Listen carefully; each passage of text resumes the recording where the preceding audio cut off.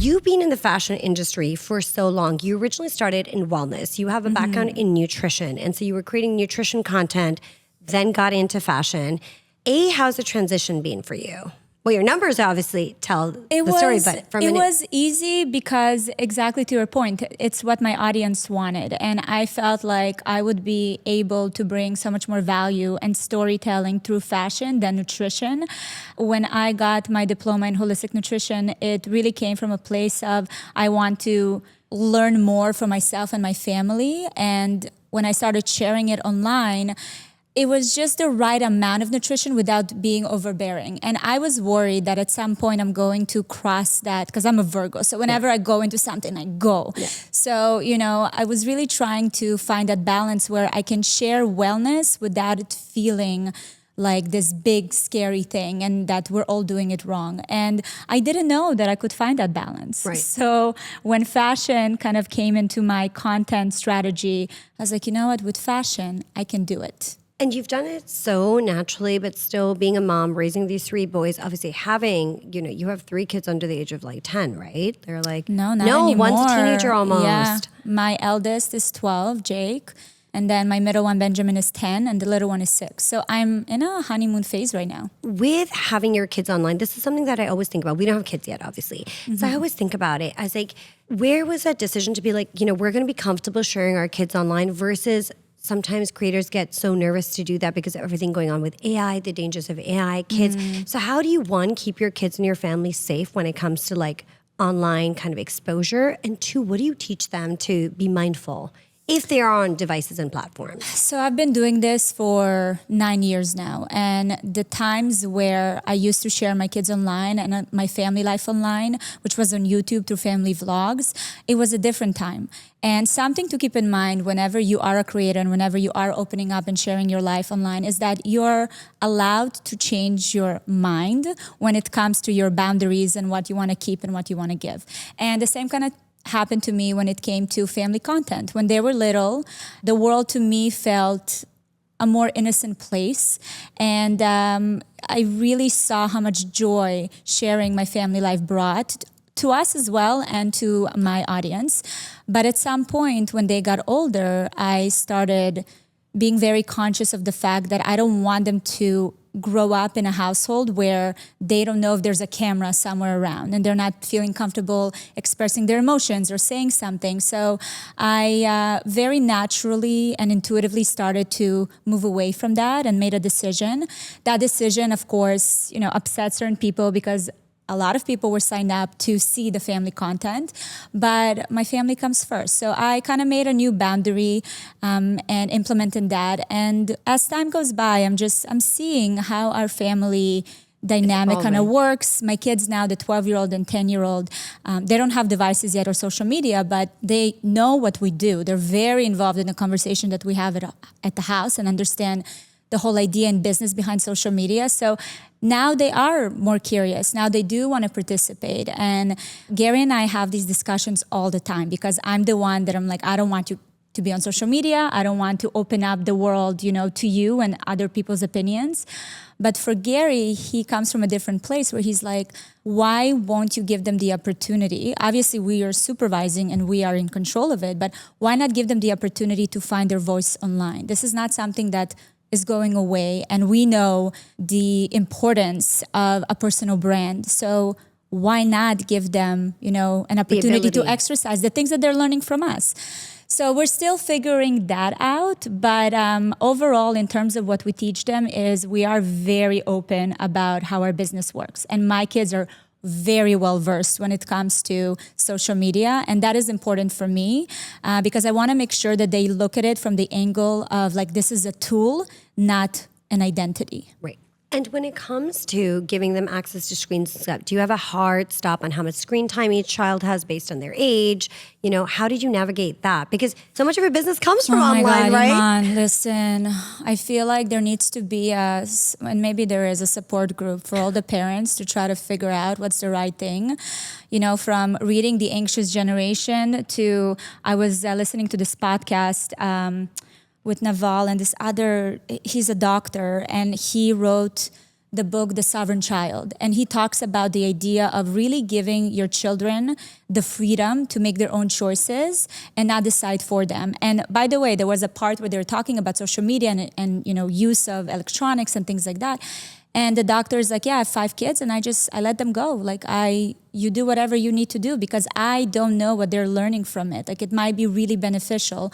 We're giving these restrictions on kids based on what we know from the past, but the world is going to look different when they're older. So I'm just sitting there being like, okay, so am I messing them up this way or am I messing up this way? There's really you don't have a win-win situation here. Yeah. So I think it's just scary with all the overload sometimes on screen time when it comes to brain development and how getting in the blue light constantly from these devices, even for us as adults or women, right? Yeah. When I started going down this whole fertility holistic rabbit hole, the amount of what blue light can do to your hormone levels and how disruptive it can be to women's health kind of shocked me. Now I obviously have an EMF.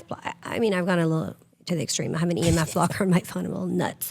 But I have an EMF blocker. I have a blue light screen on my phone. And, I haven't gone as far. I have these really fun blue light glasses. I need to start using them more. But that's what worries me. I was like, is technology growing faster than we as a civilization and a society are we going to be able to catch up to? Yes, but also I also believe that it's an evolution question. Is the next generation going to evolve?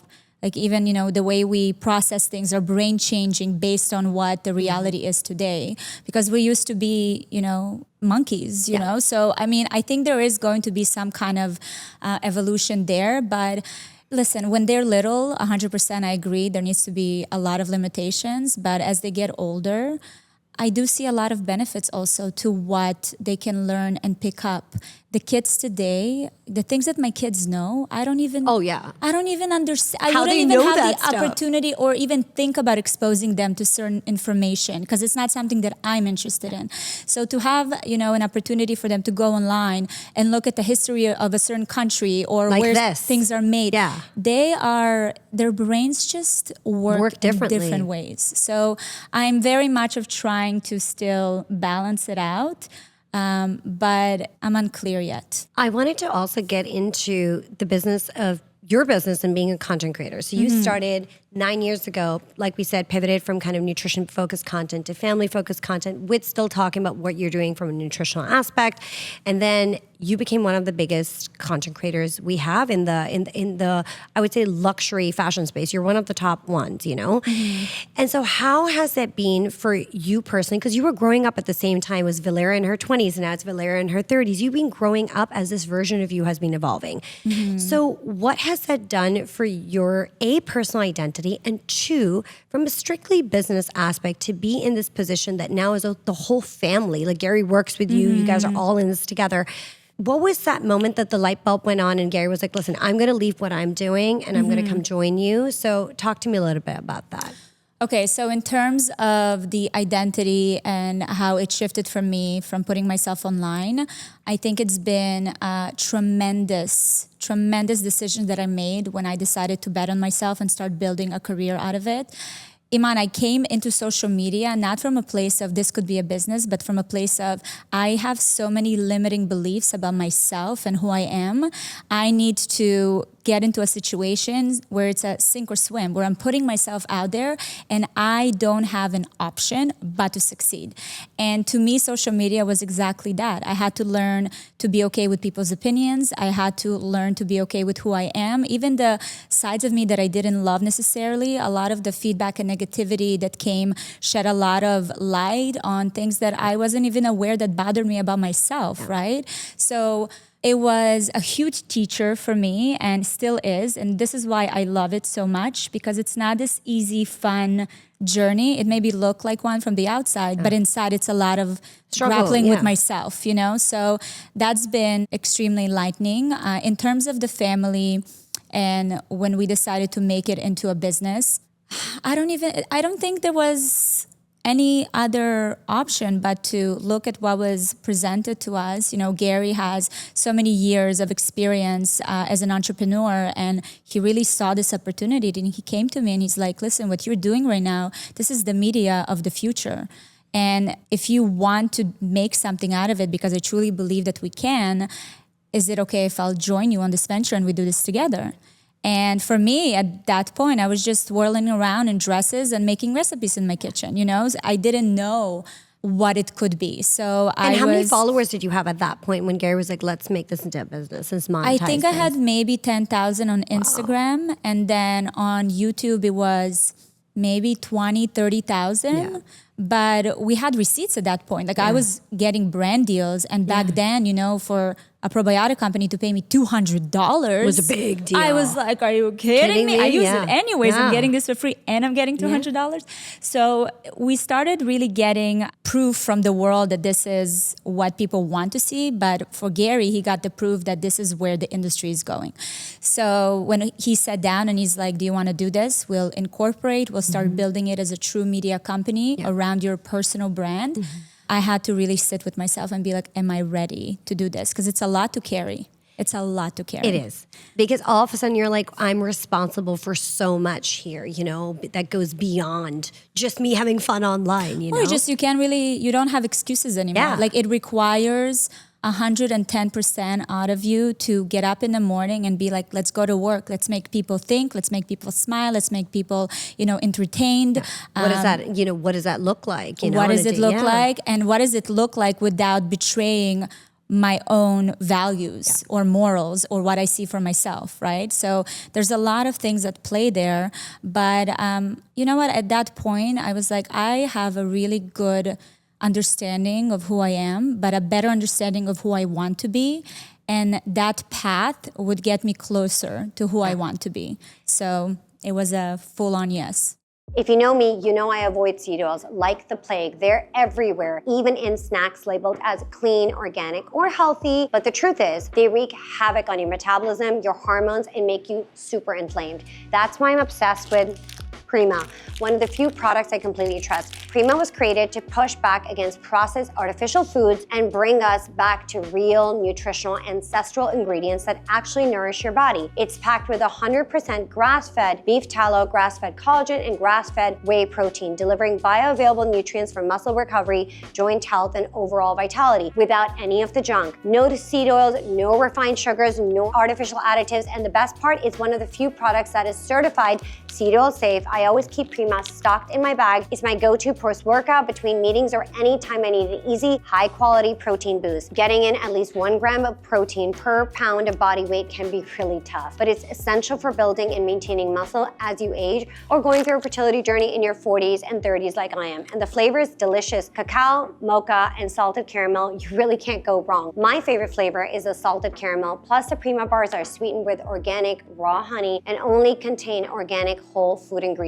So you're fueling your body with real clean nutrition. Because you're part of the Biohack-it community, you get 20% off. Just use code IMAN20 at eatprima.com. Ditch the seed oils, fuel your body right. You will feel the difference, I promise. How is it working with your husband? Listen, I'm not going to sugarcoat it because the first, I would say 4 years, and it was more for me than for him. The first 4 years were struggling because I had to learn to get my ego to die and to really come to a place where what we're doing is not you against me, but you and me trying to achieve this big goal that we have for our family. He had more experience again. He's also older, so he had time to really learn how it works. For me, it was my first business. So, and it's with my husband, and it's, our family thing. So it took me a while to really let the kind of communication that you need in order to succeed happen. But once it did, and also once we started building our company and we started putting, departments between us and have clarity of what each role and is, responsibilities, it became much easier. I ask you that because I started obviously the podcast 13 months ago, and my husband was like, he works in media for a pretty big personality, and he was like, oh, okay, go create your podcast, have fun, you have the agency. And the podcast started growing, and and he's like, wait, this is becoming a serious thing. It's starting to grow. He didn't really pay attention to it that much in the beginning. And this year, I just got so busy, and I was like, yo, I need help. And we are we've never worked together. He's helped me in the past at the agency when it was a startup, and now it's grown, and he's kind of do your own thing. And I remember when he started getting involved with Biohack-it and this vision of what he saw this becoming and building it to be like a media company. Eventually we'll have other creators in here and essentially become like a full-fledged machine for podcasters.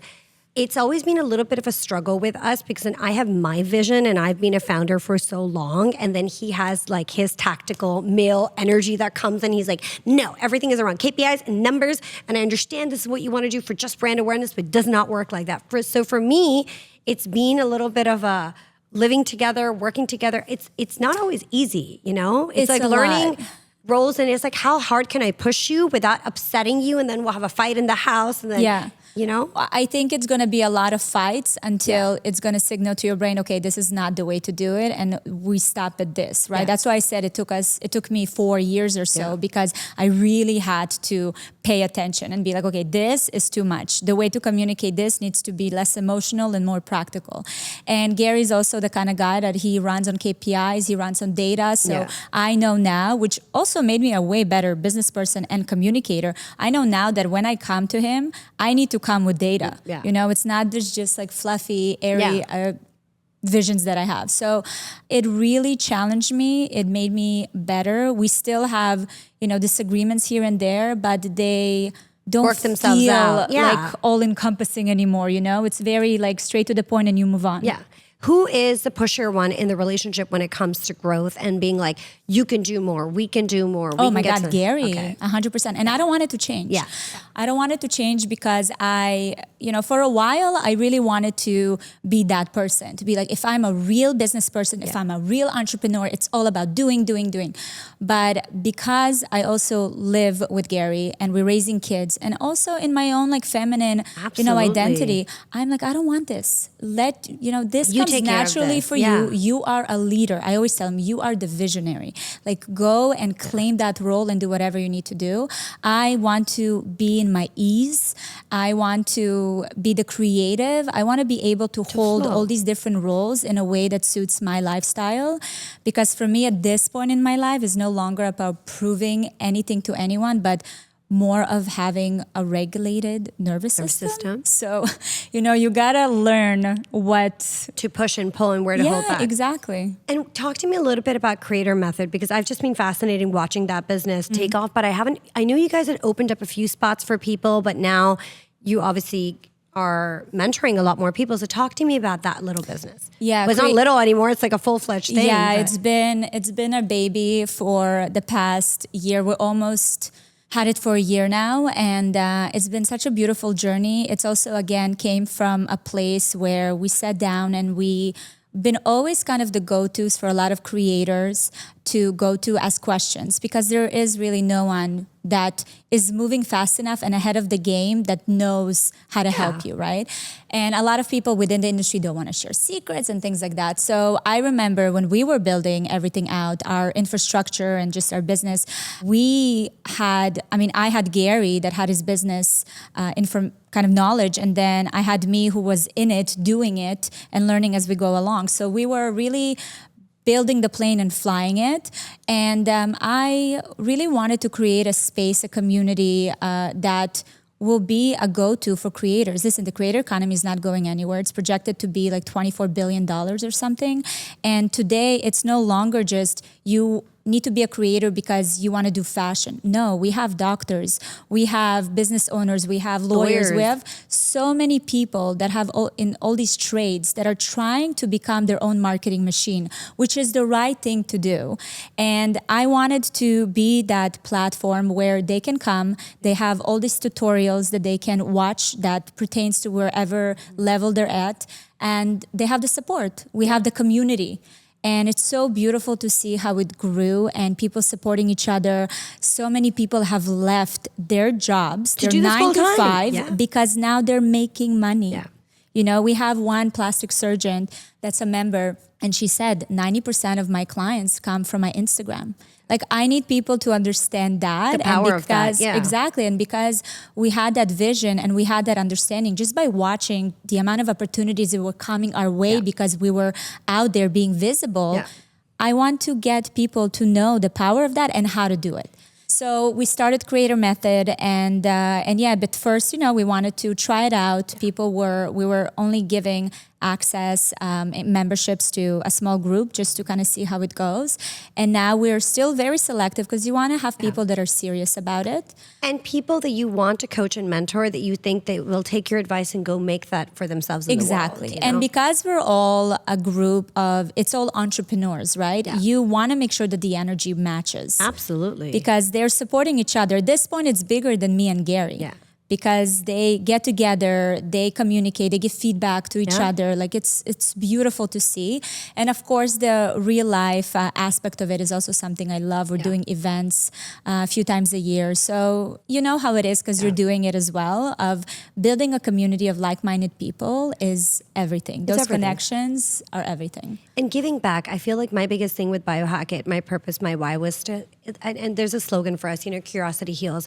I wanted to build a community personally for myself where people can have real, raw conversation, unfiltered, ask questions that maybe they don't want to ask a general practitioner or ask, somebody in their family, and come to this community and be like, I feel this way. Is this right? What is the data saying? What is the research saying? Should I treat my child in this way versus this way? Yeah. And to really have authentic but brutally honest conversations and be able to apply that to their own life. And not feel judged for it, Correct. right?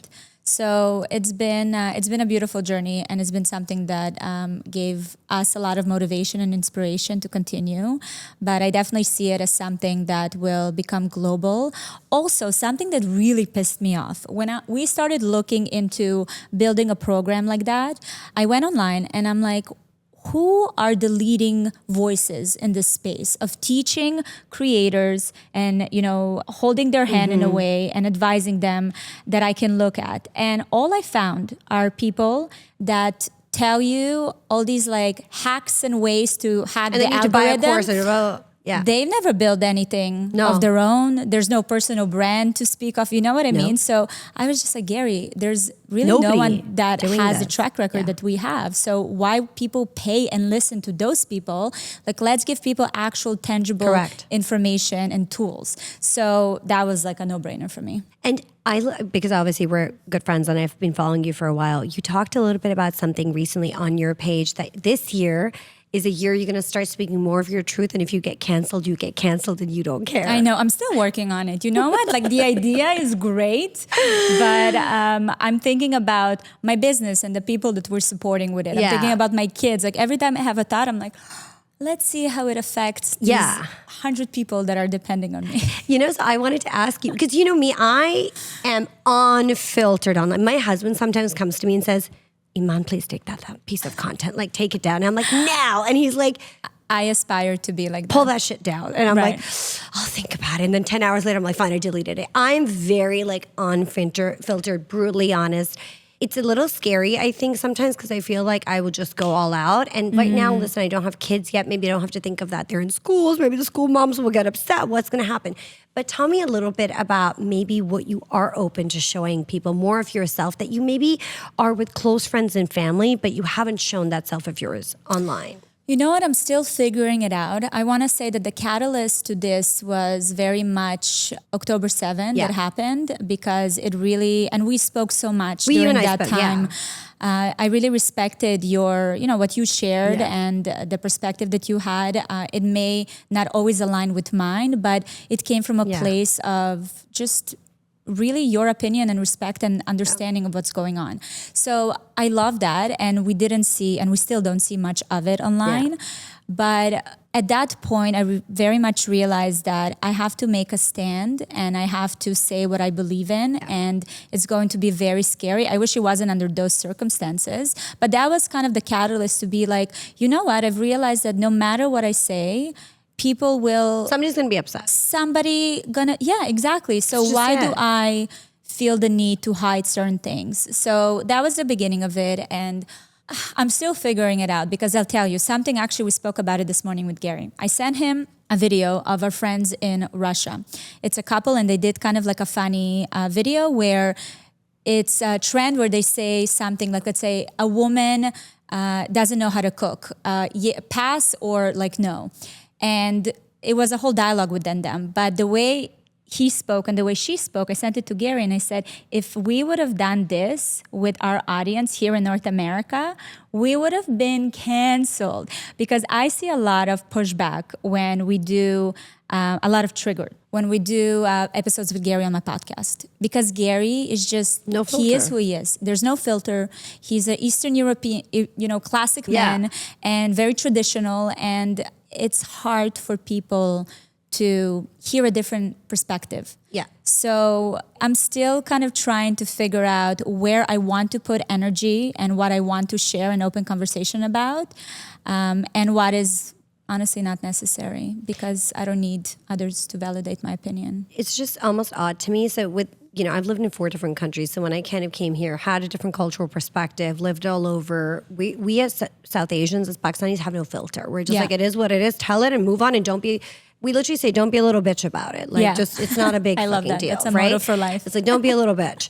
But here people get so sensitive. Like, they get so personally offended. And I think it's because, and you and I spoke about this, I'm a born American. You're so proud. I'm like, listen, we have regressed, I think, as a society in America. And I was like, I'm a born American. I'm proud to, say that I'm American, but I am disappointed in certain things going on. I think generally society here has become very soft. And it's this whole thing, like you said I saw you put this up the other day.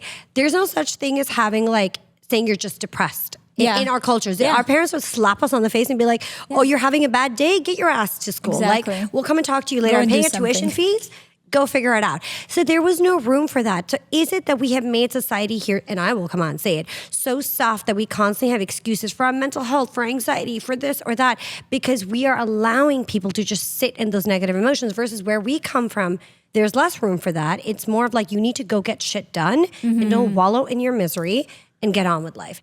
As someone who's testing and always retesting for what works for my gut, immune system, and hormonal health, I definitely do not mess around with any probiotics that die before they even reach my gut. So this little guy, Just Thrive, is completely different. It is clinically proven to arrive 100% alive, survives antibiotics, and even helps to heal leaky gut in just 30 days. It beats bloat, helps with nutrition absorption, and turns your gut into an antioxidant factory. And it's the only probiotic I trust and recommend to my Biohack-it community. Check it out at justthrivehealth.com and use code Biohack-it for a discount and enjoy.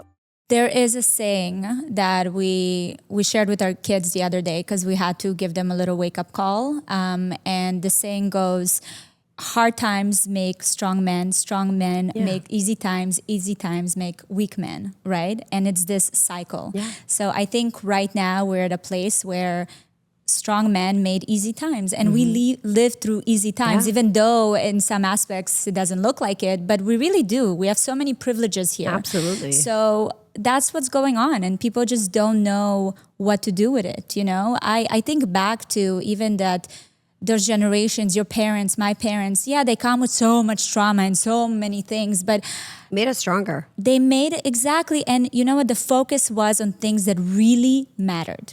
And I feel like now we're kind of losing focus a little bit. So we had to sit and talk to our 6, 10, and 12-year-old, being like, we're going to break that cycle, and that's you need to struggle. Yeah. I believe that, I don't have kids yet, so God bless my future children. But I think all kids need the right amount of stress and just the right amount of trauma to thrive. It's like a diamond, right? Yeah. You need to be able to give them the right amount of stressors for them to figure out their voice, their identity, who do they want to be, how do they want to show up. If you mollycoddle your children, you're setting them up for failure. 100%. Because they won't know how to operate in the real world. And they need to have real life struggles to figure out, okay, you're getting bullied at school, sweetheart. You need to go figure this out. And you need to figure out what that conversation is going to be. And you need to learn to have a backbone to go have that dialogue. Well, the most extraordinary people came from, unbearable circumstances, difficult circumstances. And you see it if you read biographies, of people you admire. It really is a lot of dark past. But, we don't have to let our kids go through such dark times. Of course. But it needs to be something. And to fuel them, exactly. And I think that there's definitely not enough fear of anything, honestly. That's the problem. They're not fighting for anything. They're not motivated because they are not really fighting for anything. And I think they need to if it's to get into a certain school, if it's to they have to be motivated by themselves to get there and do that. Yeah. And I feel that's what's missing. Yes, and listen, the theories are all great. Obviously, in reality, and once you have, your children, you'll see it. Yeah. We all speak a big game, myself included, but it's very, very hard to just navigate go all about that. it, Yeah. navigate it, because you're also part of society. You know, I often say that when we have a rule in the house, but if the school doesn't have the same rule, like it's a losing game. Yeah. You know, like it all has to be this united front. So it's very difficult for parents today. But God, I don't know, like military boarding school. I don't know. It's like I don't know where We'll to send them. see. I always think about it, and I've been kind of pondering with this. I said, long term, do I, as when I have a family and when we get to that point, as they say, inshallah, see myself staying in the U.S. like permanently, or do I see myself kind of being somewhere else and going in and out? But where? I mean, I love Dubai. I'm not even gonna like sugarcoat it. But you want to tell me that Dubai won't be love- this like bubble for children? No, you know what it is, Valeria? I'll be completely transparent. I think October 7th shook a lot of us to our core, especially if you were Jewish or Muslim. It made you rethink, what the hell are you doing?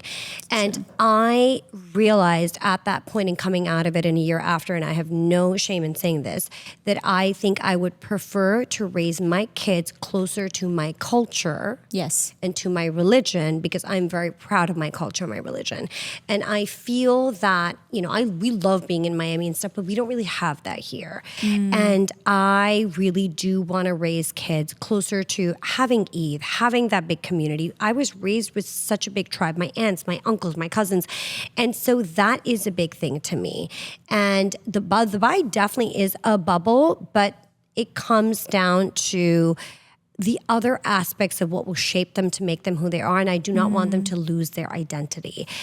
I don't live in New Jersey. I agree with you. It's so that for me was a really big wake up call. And I said, who will they become and be? Because we're isolated here, right? You have your mom that's moved down here. We don't have family here. So it's just us. And so for me, that was a really big question mark is, okay, can I still do what we love? Can we still potentially do what we love and still be a part of community in a way that I want to be, and raise my kids to be part of their background, their community, their culture, maintain their mother tongue, which for me is Urdu. A lot of kids don't speak it in second, third generation. And I want those values for my children. From that perspective, I 100% agree with you. I want to also share that I feel like I became way more Jewish since moving to Miami. Because there is a big huge community over community here, and it's something that you can find everywhere. The holidays are celebrated, and it's such a special place for us. So I understand what you're saying, and I do think that going back to religion and the tribe and those ancient values is so important because even learning and understanding the struggle of your ancestors and being around those stories shape you. You don't have to have this like first, how do you call it? Like contact with that struggle to understand it, right? So yes, I agree with you. I can't wait to visit you in Dubai. Yeah, inshallah, Inshallah. There's that. Plus, it's also, I feel that we got so polarized and divided. So I grew up in London and a lot of my friends were Jewish. We never looked at each other and said, you're a Jew, you're a Muslim. There was just never that thing. But since I have moved to America, I've been here now for 11 years. I feel there's such a polarity over here and there's such a you against me constantly with our politics, with our political system, with ethnic groups that I am not used to. I love being around diversity. That is, I love hearing different languages and different cultures and trying out different food because that's what I grew up with for 17 years. And so for me, that is concerning to me that we look at each other a little bit here and be like, oh, so what's your background? Where are you from? And it's just something that I am not comfortable with. So am I doing myself a disservice by being uncomfortable in my skin? Yet this is the country that's given us everything career-wise and will continue to because this is at the head of anything, Every industry emerges out of the US, right? We are at the forefront of medicine, of technology, of media. So I guess I'm at that place trying to have that discussion and find that balance between being somewhere overseas and still coming back here. What does it look like while also maintaining my truth? So I think that this is the result of that we have it too good here. Because if you look at other countries, they have to fight for survival.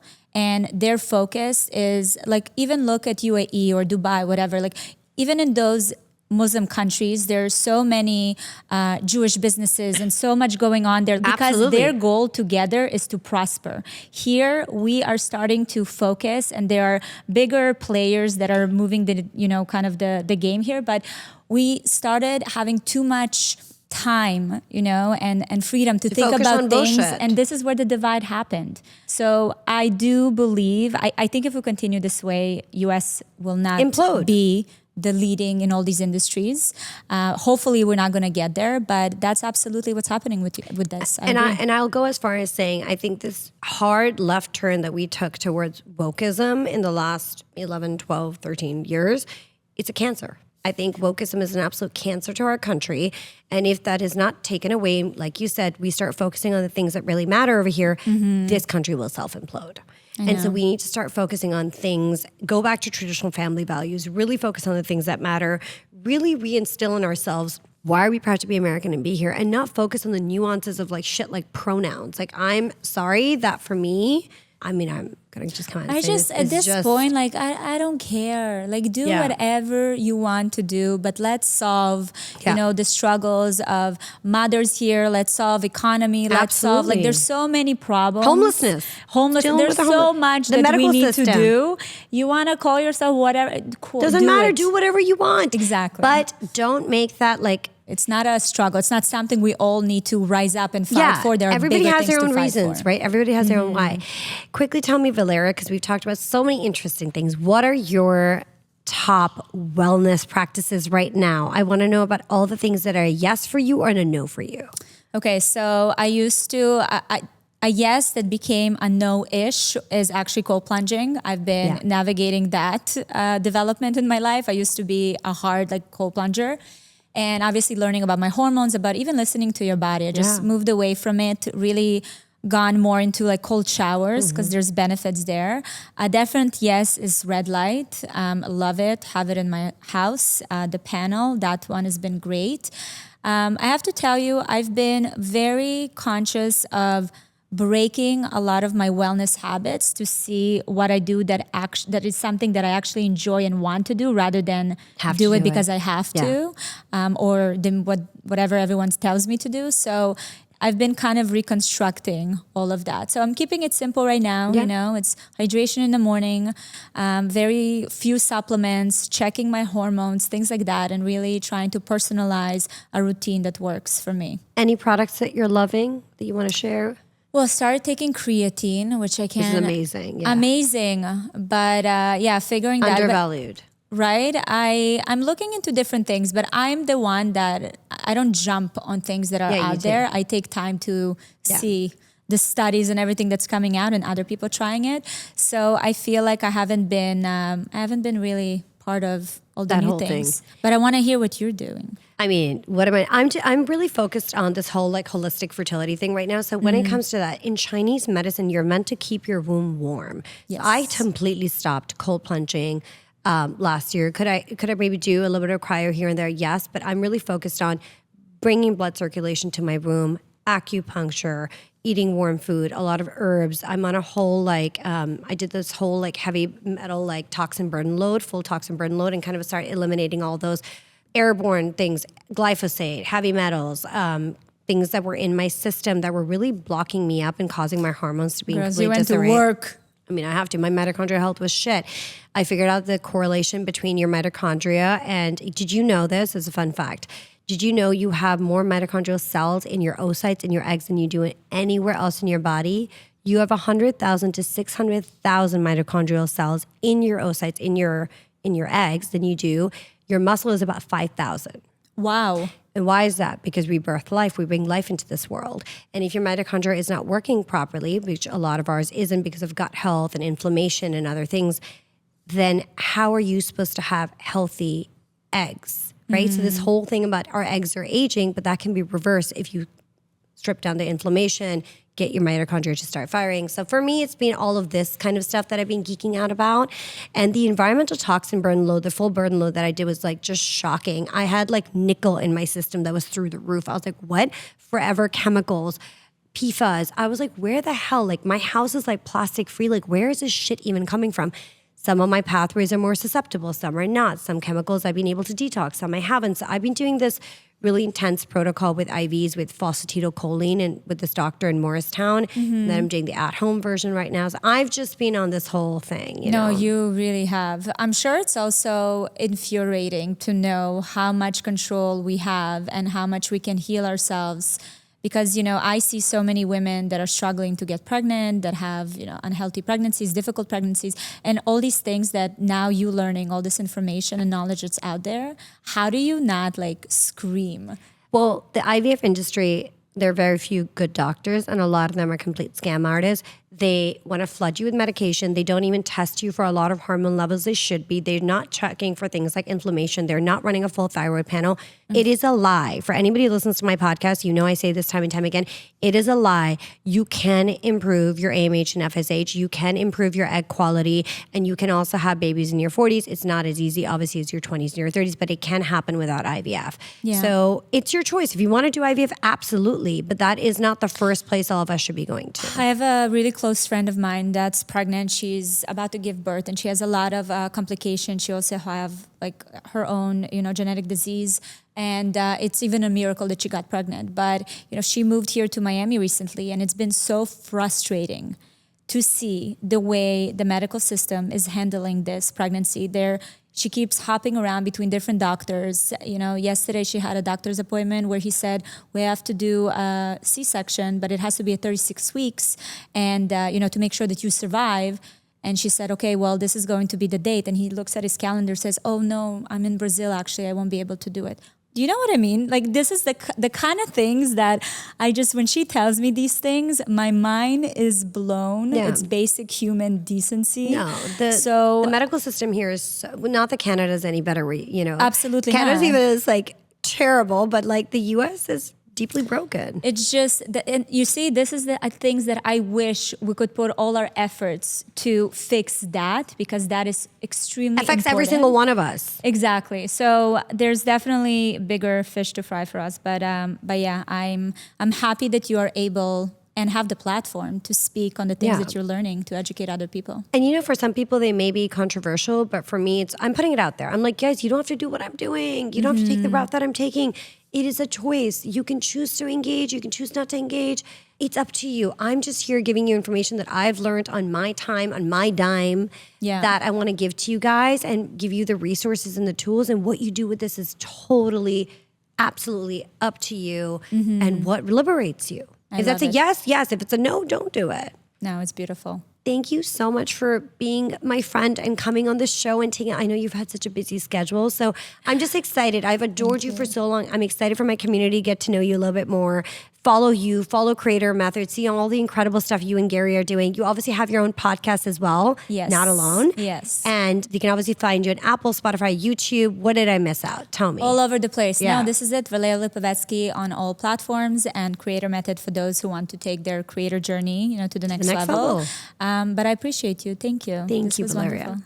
Thank you for tuning in to Biohack-it. If you've enjoyed today's episode, please don't forget to subscribe, rate, and leave a short review. It really helps us reach more listeners just like you. Follow us on Instagram at biohack-it for exclusive content and the latest updates. Remember, your health is in your hand and curiosity heals.